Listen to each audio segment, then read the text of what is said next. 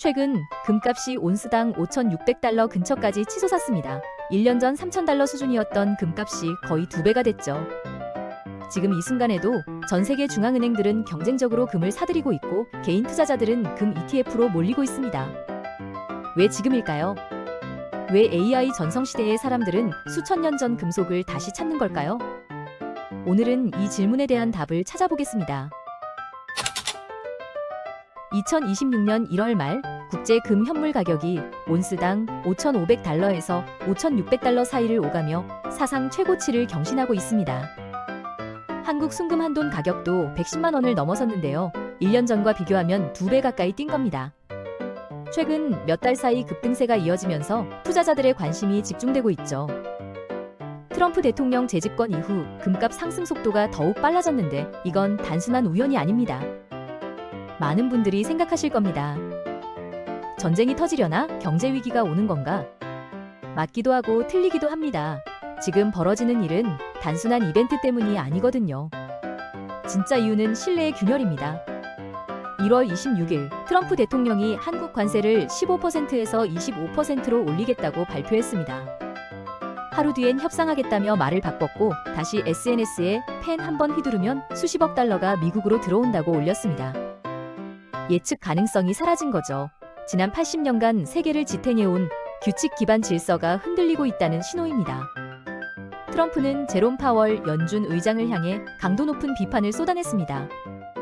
인플레이션이 문제가 아닌데 왜 금리를 높게 유지하냐며 중앙은행 독립성을 정면으로 도전했죠. 여기에 유럽의 이란 제재 강화, 미국의 중동 해군 배치, 쿠바 석유 거래국에 대한 관세 행정 명령까지 짧은 기간 안에 연달아 벌어진 겁니다. 이게 2026년 초의 현실이에요. 이럴 때 사람들은 더 벌려고 하지 않습니다. 대신 잃지 않으려고 합니다. 수익의 논리에서 보존의 논리로 바뀌는 거죠. 그리고 등장하는 게 바로 금입니다. 2025년 폴란드는 90톤 이상, 카자흐스탄과 브라질도 각각 40톤 이상을 샀습니다. 아제르바이잔은 최근 2년 사이 80톤 이상을 사들이며 순위를 끌어올렸고요. 중국은 2,300톤 이상을 보유해 세계 6위인데 비공개 축적분을 포함하면 미국 다음으로 많을 거란 추정도 있습니다. 세계금위원회 보고서를 보면 답이 나옵니다. 지난 3년간 중앙은행들은 매년 1,000톤 이상 금을 축적했는데요. 이전 10년 평균인 400톤에서 500톤보다 2배 이상 많습니다. 주요 투자은행들은 2026년에도 700톤 이상 매입될 거라 보고 이 추세면 향후 금값이 6,000달러까지 갈 수 있다고 전망합니다. 중앙은행들은 왜 금을 살까요? 수익 때문일까요? 아닙니다. 금은 이자도 배당도 성장성도 없거든요. 그런데도 사는 이유는 금이 누구의 부채도 아니기 때문입니다. 달러는 미국의 신용이고 유로는 유럽 중앙은행의 약속이며 위안화는 중국 정부의 보증입니다. 하지만 금은 그 자체로 가치를 지닙니다. 어느 나라가 망해도 어느 중앙은행이 파산해도 금의 가치는 남아있죠. 이게 중앙은행들이 금을 사는 이유입니다. 한국의 상황은 대조적입니다. 한국은행 금 보유량은 104.4톤으로 세계 39위입니다. 외환 보유액은 4,300억 달러로 세계 9위인데 금 비중은 3.2%로 최하위권이죠. 한은은 2013년 이후 10년 넘게 금을 추가 매입하지 않았습니다. 2011년에서 2013년 사이 90톤을 샀다가 금값이 조정받으면서 비판을 받았던 경험 때문입니다. 이창용 총재는 금을 사면 수익성이 높아질 수 있으나 그만큼 위험도 있다고 말했습니다. 여기서 배울 수 있는 교훈이 있습니다. 금은 수익을 위한 자산이 아니라는 거죠. 금은 보험입니다. 한국은행은 금을 투자 상품처럼 보고 있는데 이게 많은 개인 투자자들이 범하는 실수이기도 합니다. 금으로 돈을 벌려고 하면 실패하기 쉽거든요. 그렇다면 금값은 어디까지 갈까요? 일부 메이저 투자은행들은 미국 투자자들의 포트폴리오에서 금 비중이 조금만 늘어도 ETF 자금 유입으로 가격이 크게 상승할 수 있다고 봅니다. 반면 호재가 이미 가격에 반영됐다며 단기 조정 가능성을 경고하는 목소리도 있습니다. 이렇게 전망이 엇갈리는 이유는 금값을 결정하는 요인이 복잡하기 때문입니다. 가장 큰 변수는 실질금리죠. 실질금리가 높으면 금의 매력이 떨어지고 낮으면 올라갑니다. 현재 연준은 금리를 동결했지만 시장은 올해 후반 인하 가능성을 보고 있어요. 금리가 예상보다 빨리 내려가면 금값은 더 오를 수 있습니다. 두 번째는 달러 가치입니다. 금은 달러로 거래되니까 달러가 약해지면 금값은 오르고 강해지면 내려갑니다. 최근 트럼프가 달러 약세를 용인하는 발언을 여러 차례 했고 실제로 달러 인덱스는 4년 만에 최저치로 떨어졌죠. 세 번째는 지정학적 리스크입니다. 미국 이란 긴장, 베네수엘라 군사 작전 검토, 러시아 우크라이나 전쟁 등 불확실성이 계속되는 한 안전자산 수요는 유지될 겁니다. 개인 투자자는 어떻게 해야 할까요? 금을 단기 투자 수단으로 보면 안 됩니다. 레버리지를 걸면 큰 손실을 볼 수 있어요. 금은 변동성이 크거든요.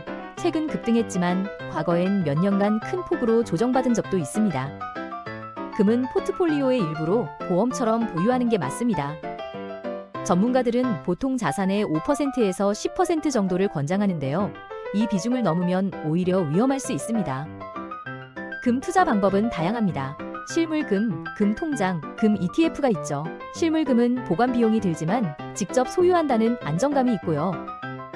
금 통장은 소액 분할 매수가 가능하며 금 ETF는 주식처럼 쉽게 거래할 수 있습니다. 자신의 상황에 맞게 선택하면 됩니다. 금값이 오른다는 건 역설적으로 세상이 불안정해진다는 의미이기도 합니다. 우리가 주목해야 할 건 왜 이런 일이 벌어지는가? 그리고 앞으로 어떻게 대비해야 하는가죠. 2026년 한 달도 안 됐는데 많은 일이 일어났습니다. 트럼프의 관세 압박, 연준 독립성 도전, 중동 긴장 고조, 달러 약세, 금값 급등까지요. 이 모든 게 연결돼 있습니다. 핵심은 이겁니다. 우리가 목격하고 있는 건 단순한 자산 가격 변동이 아니라 질서의 재편입니다.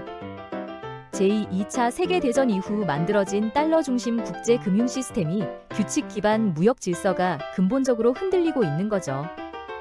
그 과정에서 사람들은 다시 금을 찾고 있습니다. 5,000년 전부터 가치를 인정받아온 누구도 무효화할 수 없는 자산으로요. 금은 부자가 되는 수단이 아닙니다. 금은 가난해지지 않는 수단이에요. 세상이 안정적일 땐 금이 별로 매력적이지 않습니다. 그럴 땐 주식이나 부동산이 훨씬 높은 수익을 주거든요. 하지만 세상이 불안정해질 때, 아무도 믿을 수 없을 때, 그때 금은 빛을 발합니다. 지금이 바로 그런 시기입니다.